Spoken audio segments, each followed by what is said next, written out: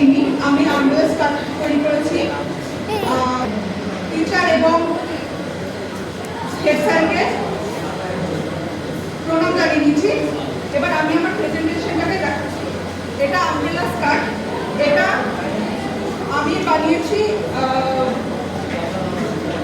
আমার কোমর 21 ইঞ্চি এবং লম্বা আমি 17.5 ইঞ্চি দিয়েছি এবং 2 মিটার আরো 2 ইঞ্চি আমি আরো অ্যাড করেছি এবং কোমর পট্টি 4+1 করে 5 ইঞ্চি মতো করেছি।